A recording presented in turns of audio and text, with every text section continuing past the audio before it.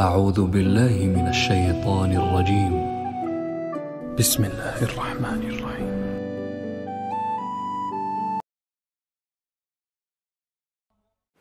تو جو مذہب مخالف لوگ ہیں وہ ایک اشکال یہ بھی کرتے ہیں کہ ٹھیک ہے ہم مانتے ہیں کوئی اس کائنات کو بنانے والا ہے، مانتے ہیں ہم منکر نہیں ہیں، ان دلائل کو ہم تسلیم کرتے ہیں کہ یہ خود بخود نہیں ہو رہا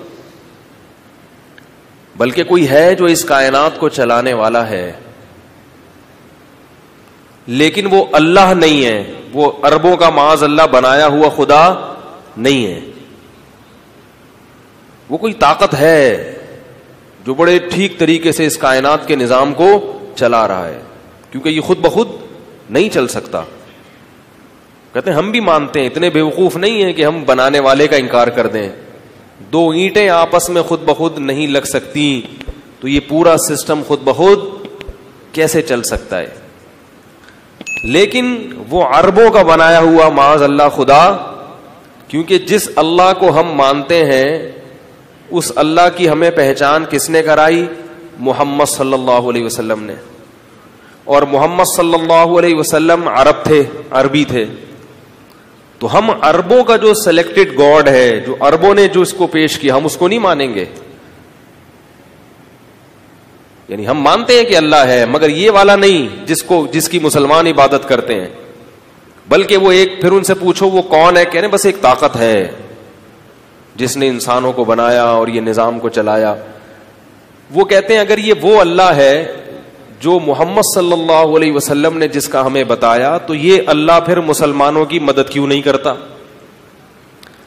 اس نے یہ بھی کہا کہ جب کرین گری ہے حاجیوں کے اوپر تو اس اللہ نے اپنے مہمانوں کو بچایا کیوں نہیں ہے؟ بھائی بیت اللہ کی بھی ریپیئرنگ ہوتی ہے نا کہ نہیں ہوتی؟ اور یہ جو اللہ کا گھر ہے تو یہ اللہ جو ہے جو اس کائنات کو بنانے والا، وہ اس گھر کو بچاتا کیوں نہیں ہے؟ سیلاب میں بعض دفعہ وہ یہ جو ہے نا آپ کا مقام ابراہیم، یہ کئی دفعہ سیلاب میں بہہ گیا ہے، اس کو پکڑ کے لا کے اپنی جگہ فٹ کرتے ہیں. کئی بار بیت اللہ پانی میں ڈوبا ہے، کئی بار ایسا ہوا ہے. تو یہ اللہ اپنے گھر کو بچاتا کیوں نہیں ہے؟ اور یہ اللہ حاجیوں پر جو کرین گری ہے تو اس نے اپنے گھر میں آنے والے مہمانوں کو بچایا کیوں نہیں؟ اس طرح کے اور بھی کچھ اشکالات. تو میں نے ایک بات آپ کے سامنے، سوال سمجھ میں آیا ہے؟ آواز سب کو آ رہی ہے؟ یہ جو کہا جاتا ہے نا کہ اللہ نے اپنے گھر کو بچایا کیوں نہیں، تو بھائی یہ جو دنیا ہے نا، دنیا یہ دارالامتحان ہے. اس میں اللہ نے یہ نہیں کہا کہ یہ دنیا اسباب سے ہٹ کر چلے گی، ایسا اللہ نے کہا ہی نہیں ہے. رسول اللہ صلی اللہ علیہ وسلم نے ارشاد فرمایا کہ قرب قیامت میں ایک حبشی کالے شخص کے ذریعے جو چھوٹے قد کا ہوگا اور باریک پنڈلیوں والا ہوگا، وہ بیت اللہ کو ڈھا دے گا. جب بیت اللہ گر جائے گا تو حج بھی ختم. تو اللہ تعالیٰ یہ کام ہونے دیں گے کیوں؟ دنیا میں برائی پھیلے گی. اللہ تعالیٰ نے شیطان کو مہلت دی ہوئی ہے. اگر اللہ اپنے گھر کی حفاظت نہیں کرتا اس لیے کہ وہ کر نہیں سکتا، پھر یہ اشکال ہوتا ہے کہ محمد صلی اللہ علیہ وسلم نے جس خدا کا تصور پیش کیا وہ خدا تو معاذ اللہ کیا ہے؟ عاجز ہے. لیکن اگر وہ کسی حکمت کے پیش نظر ہونے دے رہا ہے، اب دیکھو حاجیوں کا ہی مسئلہ ہے کہ اگر حاجیوں پر کرین گر کے حاجی ہلاک نہ ہو، اس کا مطلب یہ ہوا کہ جو بھی حج کرنے جائے گا وہ اپنے بچاؤ کے اسباب اور تدبیریں اختیار کرنا چھوڑ دے، کیونکہ جو بھی وہاں جائے گا وہ مرے گا نہیں. تو اس سارے غیر مسلمان ہو کے حج کرنے نہ چلے جاتے کہ یار جب بھی وہاں جاؤ تو وہاں تو موت کیا ہے؟ یہ تو اللہ کا جو بنایا ہوا نظام ہے، اس کی جو حکمتیں ہیں وہ ساری حکمتیں کیا ہو جاتی؟ معطل ہو جاتی. بالکل سب وہاں جاتے اور اتنے دن تک گارنٹی ہوتی کہ یہ مرے گا نہیں، کیونکہ یہ کس کے گھر میں آیا ہوا ہے؟ اللہ کے گھر میں. آپ کہہ سکتے ہیں کہ بھائی وہ کرین گرنے سے نہ مرتا، ویسے بیمار ہو کے مر جاتا. تو بیمار ہو کے مرنے کا مطلب بھی ہے کہ باہر جراثیم نے حملہ کر دیا. جو اللہ کرین کو گرنے سے بچا سکتا ہے وہ جراثیموں کو حملہ کرنے سے نہیں بچا سکتا ہے. تو پھر کہ غیر مسلم یہ اشکال کرتے یہ اللہ اپنے گھر میں آنے والے مہمانوں کو جراثیم سے بچا نہیں سکتا کیا؟ تو اللہ نے کہا ہے میں بچا سکتا ہوں مگر بچاؤں گا نہیں. تبھی بیت اللہ میں جب جاتے ہیں رش ہوتا ہے تو وہاں زیادہ ویکسینیشن کی ضرورت ہوتی ہے، کیونکہ مختلف ملکوں سے لوگ آئے ہوئے ہیں، کوئی بھی اپنے ساتھ کوئی بھی بیماری لا سکتا ہے. بھائی میری آواز گونج تو نہیں رہی ہے؟ تو دنیا دار الاسباب ہے، یہاں کام چلے گا کس سے؟ اسباب سے. یہاں بیت اللہ کی حفاظت ہے، اللہ کا گھر، حفاظت کس نے کرنی ہے؟ اللہ کے بندوں نے، مسلمانوں نے حفاظت کرنی ہے اس کی. اور جب اللہ چاہتا ہے اسباب سے ہٹ کر حفاظت کر کے دکھاتا بھی ہے، تاکہ یہ بتانے کے لیے کہ میں کر سکتا ہوں جو چاہوں، باقی کب میں کروں گا کب نہیں کروں گا یہ میری مرضی ہے، اس میں تمہارا مشورہ نہیں چلے گا. جیسے اللہ تعالیٰ نے ابرہا کے لشکر کو بچایا اور ابابیل چھوٹے چھوٹے پرندے بھیجے جنہوں نے ابرہا کے لشکر کو تباہ و برباد کر دیا. یہ بھی تو اللہ نے اپنی قدرت دکھائی کہ میں چاہوں تو بچا سکتا ہوں، اب میری مرضی بچاؤں یا نہیں بچاؤں. ابرہا کا جو لشکر تھا اس پر کسی کو اشکال ہوگا کہ وہ بھی تو مسلمانوں کا دعویٰ ہے نا.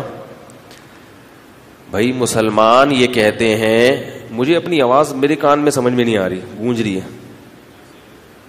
آپ کو بھی گونج رہی ہے؟ تو میری کچھ سمجھ میں کیوں نہیں آ رہی میں کیا کہہ رہا ہوں؟ تیز ہے؟ اچھا بہرحال گونج رہی ہے آواز. خیر اب اس کو چھیڑے نہیں ورنہ بالکل ہی کہیں غائب نہ ہو جائے. تو ایک اشکال ہوگا کہ ہم جو کہتے ہیں کہ اللہ تعالیٰ نے بیت اللہ کو بچایا تیل کے ذریعے، چھوٹے چھوٹے پرندے کنکریاں لے کے آئے اور ہاتھی کے اوپر وہ کنکریاں پھینکی ہیں، وہ ہاتھی کیا بن جاتے تھے؟ بھس ہو جاتے تھے. تو یہ بھی تو مسلمان کہتے ہیں، ممکن ہے یہ مسلمانوں نے خود واقعہ گڑھ لیا ہو. کیا خیال ہے بھائی؟ ابے بھائی آپ لوگ کی غیر مسلم کے سمجھ میں کیا آئے گا ہے بھائی؟ ہم کہتے ہیں نا دیکھو اللہ اپنے گھر کو بچایا نا اللہ نے. اگر یہ اللہ کا گھر نہ ہوتا، جس کو وہ کہہ رہے ہیں اربوں کا خدا، اربوں کا، یہ گھر اللہ کا اگر نہ ہوتا تو اللہ اسے بچاتا؟ وہ کہتے جو ایسے ہزاروں ہیں لشکر آئے ہیں توڑ موڑ کے چلے گئے، لیکن اللہ نے ابابیل کے ذریعے اپنے گھر کو بچایا. یہ سچا واقعہ ہے. اگر یہ واقعہ غلط ہوتا تو جس وقت محمد صلی اللہ علیہ وسلم نے یہ واقعہ سنایا عرب سارے اس واقعے کا انکار کر دیتے. وہ لوگ جو آپ صلی اللہ علیہ وسلم کو جادوگر کہتے تھے، مجنون کہتے تھے، دیوانہ کہتے تھے اور معلوم نہیں کیا کیا الزام لگائے، جب سورہ فیل نازل ہوئی ہے الم تر کیف فعل ربک باصحاب الفیل، آپ نے دیکھا نہیں اللہ نے ہاتھی والوں کے ساتھ کیا کیا؟ الم یجعل کیدہم فی تضلیل، کیا تیرے رب نے ان کی تدبیر کو ناکام نہیں بنایا؟ جبکہ یہ واقعہ اس وقت ہوا تھا جب محمد صلی اللہ علیہ وسلم پیدا نہیں ہوئے تھے.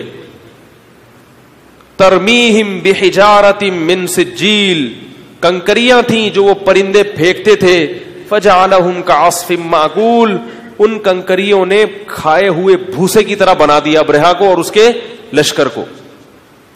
جب محمد صلی اللہ علیہ وسلم نے عربوں کو یہ سورت سنائی تو اگر یہ واقعہ غلط ہوتا تو عرب کہتے کہ آپ کیا کر رہے ہیں، معاذ اللہ جھوٹ بول رہے ہیں، کیونکہ یہ نبی سے پہلے واقعہ ہوا ہے. تو نبی اپنے سے پہلے واقعے کو کیسے بیان کریں گے؟ اور وہ بھی معاذ اللہ جھوٹ. اس سے تو لوگ آپ کی تکذیب کریں گے. ایک دفعہ بھی کسی مشرک نے اعتراض نہیں کیا. خود اس واقعہ کا سنانا اس کی علامت ہے کہ یہ سچا واقعہ ہے، کیونکہ کبھی ایسا واقعہ نہیں سنایا جاتا جس میں آپ کو یہ ڈر ہو کہ پوری قوم میرے پہلے ہی مخالف ہے اور زیادہ مخالف ہو جائے گی.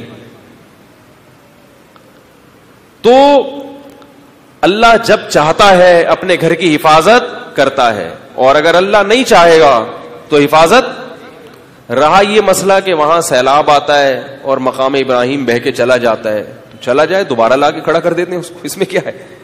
گارے اور مٹی اور اینٹوں کا بنا ہوا گھر ہے.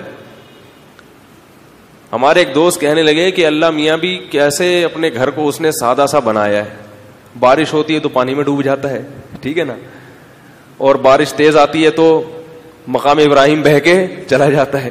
کہ اللہ تعالیٰ کا بھی کیسا نظام ہے, کیسا سادہ رکھا ہے. اگر بلکہ سرسری غور کرو نا, اسی میں حکمت ہے. اگر اس کے خلاف ہوتا, بیت اللہ ایسا بنا ہوتا کہ نہ بارش میں ڈوب رہا ہے, نہ مقام ابراہیم دائیں بائیں جا رہا ہے, پھر غیر مسلم کہہ سکتے تھے کہ اصل میں اس جگہ میں کچھ ایسی مقناطیسی لہریں ہیں یا کوئی ایسا ٹیکنیکل نظام ہے یہاں پہ جو ابھی تک سائنس اس پر مطلع نہیں ہوئی ہے, لیکن چونکہ شروع سے ایسا کوئی یہاں کچھ ایسی چیزیں استعمال ہو رہی ہیں جس کی وجہ سے لوگوں کو یہ غلط فہمی ہوئی کہ شاید یہ کیا ہے, معبود ہے, اور لوگوں نے اس کی عبادت کرنا شروع کر دی, تو پھر اس کی نسبت اللہ کی طرف نہ ہوتی. نہیں یاری میرا خیال ہے باس. کوئی بھی جگہ ایسی دنیا میں ہو نا جہاں کچھ عجوبے ہوں, تو ان عجوبوں کی وجہ سے لوگ اس کے گرد گھومنا شروع کر دیتے ہیں. پھر اس کے بارے میں یہ کہنا اور شیطان کو یہ شر پھیلانا آسان ہوتا ہے کہ بھائی یہاں کچھ ایسی ماورائی طاقتیں تھیں جن سے لوگ متاثر ہو کر اس کی عبادت کرنا لوگوں نے شروع کر دی. اب یہ الزام کوئی مسلمانوں پہ نہیں لگا سکتا کہ یہ بیت اللہ کے گرد طواف کرتے ہیں اس لیے کہ یہاں کوئی خاص واقعہ ہوا ہے. بھائی وہ تو بالکل, یہ اسی طرح یاد رکھو کہ جتنے بھی اللہ, پہلے بیت المقدس تھا, اب کیا ہے بیت اللہ, یہ دونوں بیت المقدس کی جو اڑوس پڑوس کی زمین ہے نا وہ بھی سرسبز و شاداب نہیں ہے. اس میں حکمت کیا ہے؟ اور بیت اللہ بھی کہاں ہے؟ چاروں طرف بڑے بڑے ریگستان, آبادی کا تصور نہیں ہے وہاں پہ, اگر یہ سب کچھ دریافت نہ ہوتا جو اب ہوا ہے. سعودی عرب میں آپ کو پتا ہے لوگ زیادہ بیویاں رکھتے ہیں اور 15 18 بچے ہوتے ہیں, اس کے باوجود بھی سعودی عرب کی آبادی زیادہ نہیں ہے. کیوں؟ رہتا نہیں ہے وہاں پہ کوئی, عرب سارے نکل جاتے, رہنے کی جگہ نہیں ہے. وہ تو تیل نکل آیا تو انڈسٹریاں لگ گئی تو لوگ ملازمت کے لیے جا رہے ہیں, ورنہ صدیوں سے وہ ملک کیا تھے؟ غیر آباد. آپ ہوائی جہاز میں جب جاتے ہیں دن میں تو آپ دیکھا کریں کتنے بڑے بڑے صحرا ہیں. میں یہ کہتا ہوں کہ اگر کسی شخص نے کسی جگہ کو عبادت خانہ بنانا تھا اللہ کے حکم کے بغیر تو وہ کبھی بھی ایسی جگہ کا سلیکشن, ارے یار بول لو نا بھائی, کیا ہو گیا؟ نہیں, شکر ہے آواز آئی. کوئی بیٹھ کے گڑے گا نا, جیسے اس مقام کو میں نے بنانا ہے کوئی ایسی جگہ جہاں لوگ آئیں تاکہ ہماری معاشرے میں کیا ہو, عزت ہو کہ ہم اس جگہ کے رکھوالے ہیں, تو وہ ایسی جگہ کا سلیکشن, وہ ایسا پوائنٹ متعین کرے گا جہاں لوگوں کے لیے آنا آسان ہو, خوبصورت زمین ہو, بڑے بڑے باغات ہوں, آبشاریں بہتی ہوں, چشمے بہتے ہوں, اور کوئی انٹرٹینمنٹ کی کوئی وہاں جگہ ہو. اور خاص طور پر اگر وہاں کوئی جن چڑیل بھوت بھی ہو, جو کچھ جیسے بعض دفعہ ایسے ہوتے ہیں نا مقناطیسی پہاڑ ہوتے ہیں, وہ آپ کو اپنی طرف, جو بھی لوہے کی چیز ہے اپنی طرف کھینچ رہے ہوتے ہیں. تو پہلے زمانے میں لوگوں میں اتنی عقل نہیں تھی, کوئی بھی ایسا پہاڑ ہوتا کوئی اس کی طرف کھینچ کے چلا جاتا تو لوگ کیا کہتے ہیں یہاں پر کیا ہے, کوئی دیوتا چھپا ہوا ہے, یہ کہہ سکتے تھے نا لوگ. تو ایسی جگہ کو بنا لیتے عبادت گاہ, زیادہ دنیا جاتی وہاں پہ. لیکن مسلمانوں کا جو بیت اللہ ہے وہ کہاں بنا؟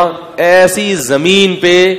یہ تو پھر بیت اللہ کی وجہ سے تو آباد ہو بھی گئی, ورنہ ابراہیم علیہ السلام جب اتنا لمبا سفر کر کے وہاں پہنچے ہیں تو عقل کہتی ہے خدا کی قسم یہ کسی انسان کی سلیکشن نہیں ہو سکتی. یہاں کچھ بھی نہیں ہے, پانی تک نہیں ہے. ایک چشمہ زمزم کا وہ کیا آباد کرے گا بھائی دنیا کو؟ ایک چشمہ ہے وہ بھی. وہاں پر بیت اللہ کی بنیاد رکھی جا رہی ہے, اور وہ بھی سونے چاندی کی نہیں بلکہ سادہ پتھروں کی. اس میں بھی اٹریکشن کی کوئی چیز, یہ تو سونے کا دروازہ سعودی حکومت نے لگایا ہے, اس سے پہلے سونے کا دروازہ بھی نہیں تھا. سادہ بالکل چاروں طرف سے مٹی گارے کی. اگر انسان بناتا, وہ قوم سے چندہ کرتا, جیسے میں نے برما میں بدھسٹ کا عبادت خانہ دیکھا ہے. بدھسٹ کا جو بڑا مرکز ہے نا وہ برما ہے, اور چائنا میں بھی بہت ہیں بدھسٹ, چائنا زیادہ سپورٹ کرتا ہے. تو وہ عبادت خانہ وہ کس نے بنایا؟ انسانوں نے. اتنا سونا استعمال ہوا ہے اس کے اندر, انسانی عقل حیران ہوتی ہے. سونے کے بت بنائے ہوئے ہیں, سونے کا پانی چڑھا ہوا ہے. جو وہ کلاکاریاں اپنی دکھا سکتے تھے انہوں نے دکھائی ہیں, لوگوں کو اٹریکٹ کرنے کے لیے,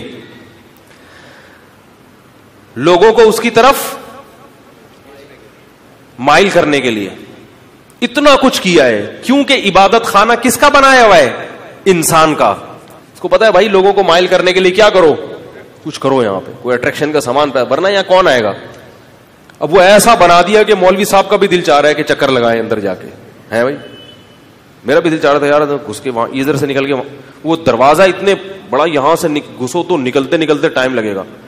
لیکن انہوں نے مجھے منع کر دیا, بولا نہیں جاؤ بھائی, یہاں پہ جاؤ گے تو وہ خام میں کوئی کیس ویس نہ بن جائے کہ پتہ نہیں کوئی بم رکھنے تو نہیں آئے ہوئے.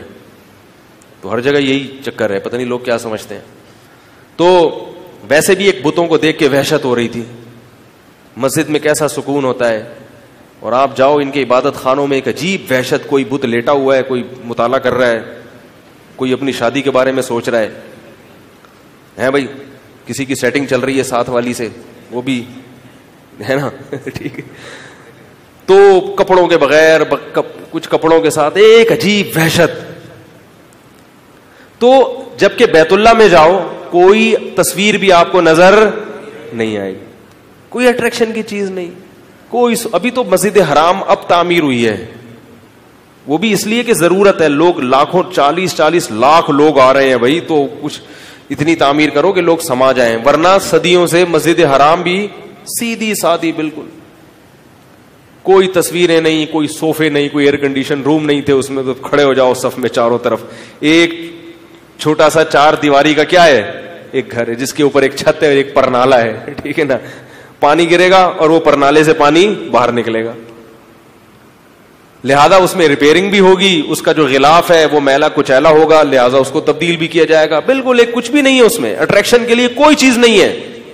اور جگہ ایسی بنا دی اللہ تعالیٰ نے یہ بتانے کے لیے کہ تاکہ کوئی عقل مند جب سوچے گا تو اسے پتا چلے گا کہ یہ اللہ کی سلیکشن ہے, یہ واقعی اللہ کا گھر ہے. اگر اس میں کوئی ماورائی چیزیں ہو رہی ہوتی, ایک صاحب مجھے کہنے لگے میں نے سنا ہے بیت اللہ کے اوپر سے کوئی چڑیا بھی نہیں گزر سکتی. کچھ گزر سکتا ہے بیت اللہ کے اوپر سے, ہیلی کاپٹر بھی گزر سکتا ہے, چڑیا بھی گزر سکتی ہے. یہ ساری چیزیں اگر ہے نا, کوئی چڑیا نہیں گزر پا رہا, اگر بالفرض ایسا ہوتا کہ بیت اللہ کے اوپر سے کوئی چیز گزر نہیں سکتی ہوتی, تو خود اسی چیز کو غیر مسلم کہتے کچھ ایسی ریز ہے یہاں پہ جو آپ کو گزرنے سے روک دیتی ہیں. تو زمانہ جاہلیت میں ایسا ہوا ہوگا, ان ریز سے لوگ متاثر ہو کر اس جگہ کو کیا بنا لیا ہوگا, عبادت خانہ, کہ یار کچھ ہے یہاں پہ, کچھ ہے. جیسے مزاروں کو لوگ کیوں پوجتے ہیں, اس لیے کہ مزار پہ جاؤ نا تو کوئی یوں کر کے گھوم رہا ہے, حقیقت ہے کوئی یوں الٹا گھوم رہا ہے. آپ نے دیکھا مزار پہ کچھ لوگ جاتے ہیں تو عجیب سے ہو جاتے ہیں, یوں یوں یوں گھومے جا رہے ہیں, کہتے ہیں یار یہ کوئی پہنچی ہوئی چیز ہے. حقیقت ہے. ایک پیر صاحب ہیں وہ ہاتھ لگاتے ہیں تو آپ کو کرنٹ لگتا ہے, یوٹیوب پہ ویڈیو دیکھی ہوگی, جیسے ہی ہاتھ لگے بندہ گھوم رہا ہے. تو اب لوگ کہتے ہیں یہ پیر کیا ہے, پہنچے ہوئے. اب ان چیزوں کی وجہ سے لوگ کیا سمجھتے ہیں, پہنچے ہوئے. تو بیت اللہ کو ہاتھ لگانے سے کسی کو کرنٹ نہیں لگتا, صحیح ہے نا, کچھ ظاہری لحاظ سے کچھ بھی نہیں ہے. ہاں کبھی کبھار اللہ اپنی قدرت کے نظارے کسی کو کروا دیتے ہیں, وہ ایک اللہ کی, جیسے اللہ نے ابابیل کے ذریعے ہلاک کر کے بتا دیا کہ میرا گھر ہے یہ, لیکن یہ اللہ کے ذمے نہیں ہے کہ وہ ہمیشہ ایسا ہی کریں. تبھی حدیث میں آتا ہے قرب قیامت میں جب ہر طرف شر اور فساد پھیل جائے گا تو بالآخر بیت اللہ کو بھی گرا دیا جائے گا اور حج بھی معطل ہو جائے گا, کیونکہ حج بیت اللہ کی وجہ سے ہوتا ہے. اللہ کا گھر ہے تو اس کی زیارت کے لیے ہم جاتے ہیں, جب گھر نہیں رہے گا تو زیارت بھی ختم, اور پھر اللہ اس کائنات کو تباہ و برباد کر دیں گے. جب یہاں تک معاملہ پہنچ جائے گا ختم کر دیں گے انسانوں کو. جب تک اللہ کا نام اس زمین پر لیا جائے گا اللہ اس کائنات کو باقی رکھیں گے. حدیث میں آتا ہے ایک شخص بھی جب تک اللہ اللہ کہتا رہے گا اللہ اس ایک کی وجہ سے اس پورے نظام کو چلاتے رہیں گے. تو یہ اسلام کی خوبی ہے, اسلام کے پرفیکٹ ہونے کی دلیل ہے کہ مسلمان ان شعبدے بازیوں سے متاثر نہیں ہوتے.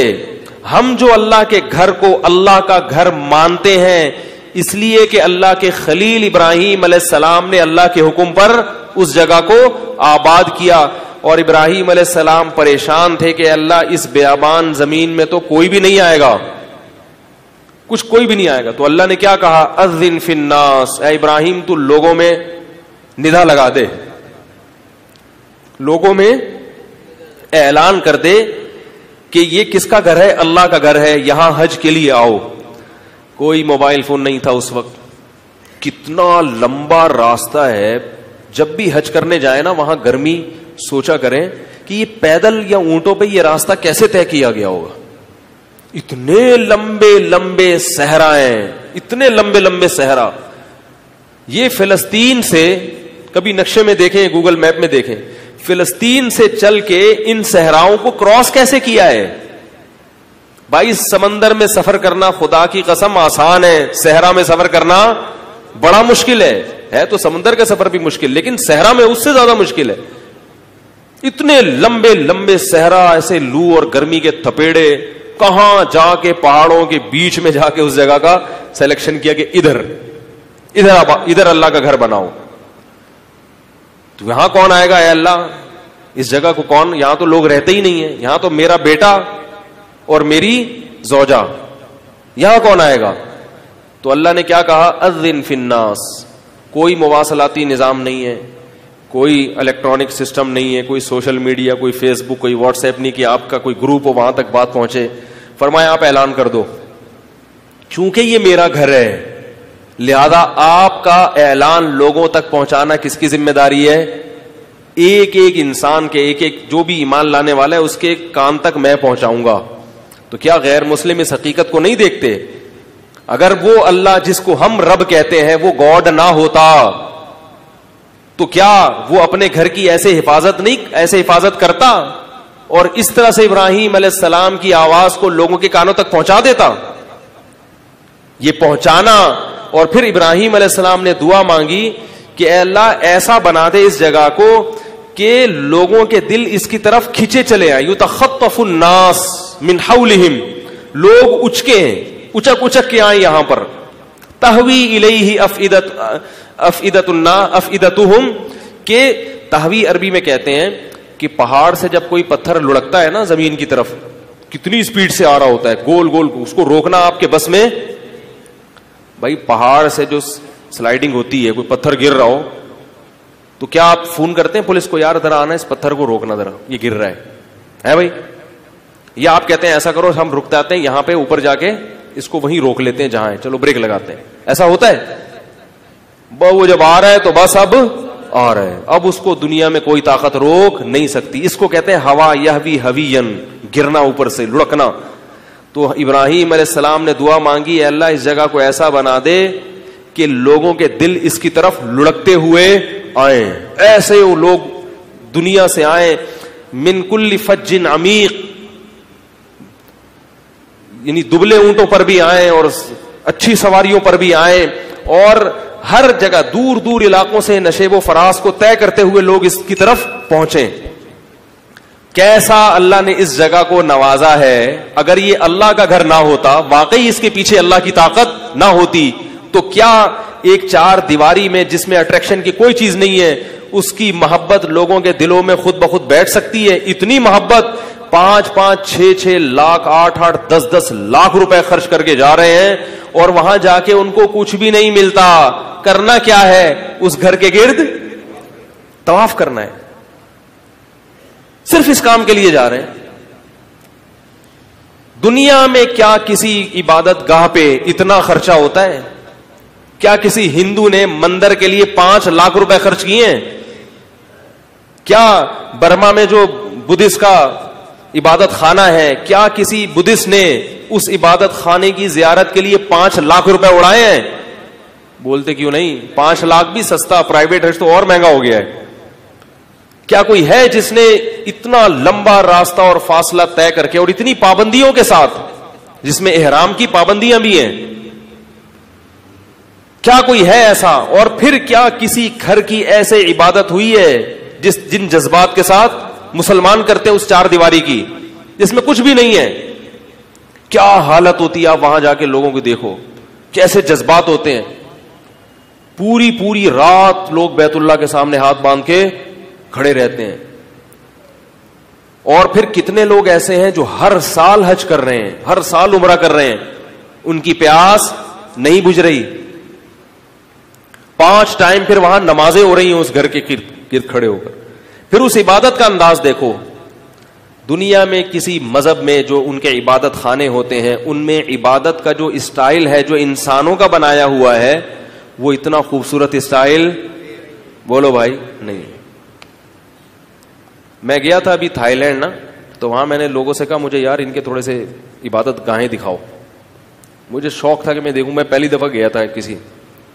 مقصد کسی کا مذاق اڑانا نہیں ہے, لیکن ایک حقیقت ہے کہ جب ان کے عبادت گاہوں میں جاؤں نا, تو ایک بیٹھا ہوگا چوکڑی مار کے, ایک بڑا سا بت کر کے دیکھ رہا ہوگا آپ, صحیح ہے نا.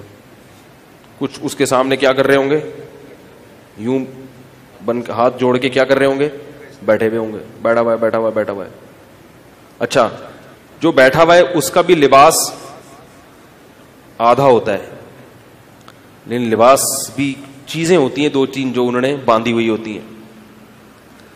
جبکہ نماز پڑھنے میں آپ کو پراپر لباس, پہلے طہارت ہے جسم کی, مسواک کرنی ہے, دانت صاف کرنے ہیں, نہانا ہے, صاف ستھرے ہو کے جانا ہے, وضو کرنا ہے آپ نے. اور جس کے سامنے وہ بیٹھے ہوئے ہوتے ہیں, تو میں سوچ رہا ہوتا ہوں کہ میں بولوں تو اس سے زیادہ اچھا لگ رہا ہے بھائی اپنے معبود سے. تیرے چہرے پہ اس کی نسبت کیا ہے, زیادہ نور ہے. اور جو ان کے مذہبی رہنما ہوتے ہیں, مذہبی رہنما, دیکھو کسی کا مذاق نہیں اڑا رہا میں آپ کو جو غیر مسلم ہیں یا جو لوگ ان کی دعوت سے متاثر ہیں, ان کو سوچنے کے لیے ایک بات کہہ رہا ہوں کہ جو آپ کے مذہبی رہنما ہیں, آپ ان سے زیادہ خوبصورت لگتے ہو کہ نہیں لگتے؟ کیا خیال ہے؟ حالانکہ جو مذہب کو فالو کر رہا ہے اس کے چہروں پہ تو زیادہ نور ہونا چاہیے نا, اگر وہ برحق ہے. کیا خیال ہے بھائی؟ تو وہاں جو مجاور ہوتے ہیں, جو ان کے مذہبی رہنما ہوتے ہیں, وہ دیکھنے سے بھی اچھے, ان کو دیکھ کے دل نہیں چاہتا کہ کاش میں بھی ایسا بن جاؤں. ان کو دیکھ کے انسان کہتا ہے اللہ کا شکر ہے میں یہ نہیں بن. ٹرینڈ کرائی ہوئی ہوگی اور عجیب سے لباس. برما میں آپ دیکھیں وہ کیا کرتے ہیں, بچوں کو لال کپڑے پہنا کے وہ دھوتی, اور وہ ہم تو صرف حج کے موقع پر پہنتے ہیں نا, باقی تو پراپر ڈریس ہے ہمارا. تو وہ ٹرینڈ بھی ہوگی ان کی, اور وہ عجیب سے ایک لباس پہنا دیا ان کو, پھر ہاتھ میں ان کے کیا پکڑا دیا, کشکول, وہ لے کے گھوم رہے ہیں. یعنی مذہب کو جو زیادہ فالو کرے گا تو اس کی یہ حالت ہو جائے گی. حالانکہ جو مذہب اگر صحیح ہے تو جو اس کو زیادہ فالو کرے گا وہ تو اور اچھا لگنا چاہیے نا. جیسے ہم انبیاء کرام ہیں, ان کا لباس, ان کے گفتار, ان کی چال, ہر چیز سے لوگ متاثر ہوتے تھے.